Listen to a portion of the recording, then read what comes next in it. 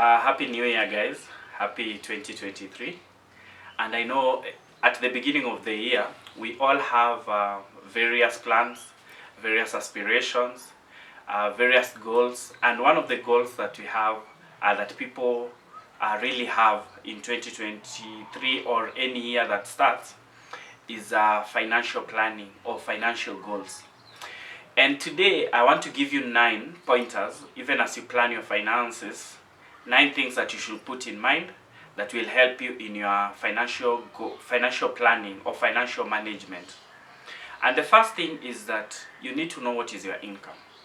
It may look simple, but majority of people may not even know how much they earn in a month, especially the people that are in business. They are not very sure how much they earn. So, or the people that are in employment and they earn some other monies in between the month, either bonus, either some other allowances, they may not know how much money they earn in a month. So the first thing that you need to do is to know how much you earn. You can be able to do this by putting things on paper. Just record it or ensure that you receive it through mainstream platform like the bank or your M-Pesa. You can be able to write down and know how much you earn. This is very important. The second thing that you need to do is to have a budget. When you talk about a budget, people know that there is need of a budget, but few people actually write a budget. One of the goals that you need to have in 2023 is to have a clear budget and be able to follow through the budget. I will do a video later on how do we do budgets, what are the criteria, what are the percentages, what are the things that you need to put in mind when you're doing a budget. But one of the things that you need to do for financial management is to have a clear budget, and this budget need to have everything. You need to include things that people don't normally include in a budget, like the expenditure that people do in the course of the month, contribution here and there, emergency here and there that they do not have in a budget. So make sure that your budget is all inclusive. Track your expenditure, that is the third one. Track it. This is very difficult, especially if you're not interested in numbers.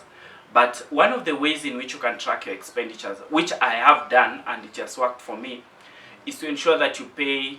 If you pay via platforms like M-Pesa, you can be able to track.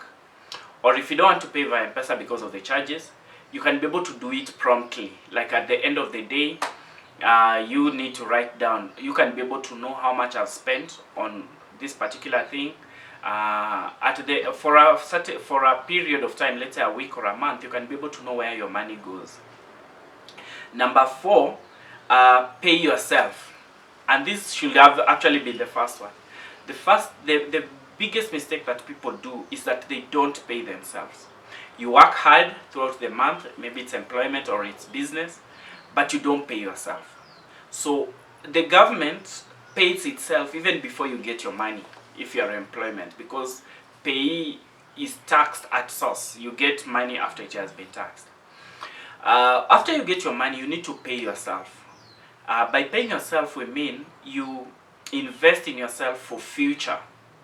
That is savings and investment. You need to save and invest even before you do other things. And one of the things that we encourage people is that take investment as a debt that you need to pay, and it is required by an outsider. So pay yourself first. There are so many schools of thought about investment, but one of the things that we tell people is that you need to save between 15 and 25% of your salary, of your income. Ensure that you have savings, and in that savings, that is when you can invest. Which brings us to number 5, that you need to diversify your investment. So number 4, we said you need to save and invest. Number 5 here, we are talking about you need to diversify your investment. Just because you're saving does not mean that you need to put all your money in one platform. Diversify your investment. Put some money in your circle. Put some money in treasury bills. Put some money in money market. Put some money in business. Diversify your investment. When we talk about diversification, the reason why we diversify is because you can earn more interest in diversification, and also should one industry go down, your money is secure. Majority of your money is secure. Number six, we are talking about get more lines of income. Diversify your income lines. Number one, we talked about knowing how much you earn. Here we are talking about create more lines of income. If you are if you are employed, you have just one source of income, that is your employment income. You can diversify. Go to passive income. See one of my other videos that I'm talking about passive income. If you already have employment income, passive income, go to business income. Look for, can I do other incomes, other lines of business that will earn me money. The truth of the matter is that expenses generally do not go down.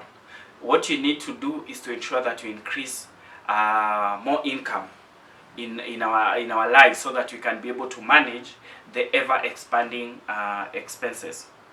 Number 7, use debt to leverage on projects that earn you money.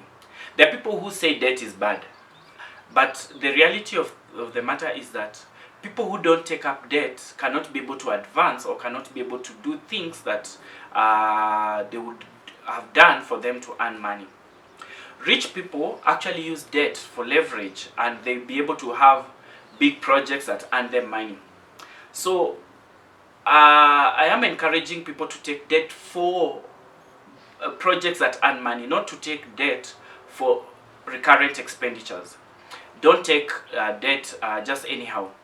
Take debt for you to be able to leverage and to increase your income. If you're taking a loan, it has to be in a project that will earn you money, and that is the best use of debt. We'll have another video. I will share another video on issues to do with debt and use of debt.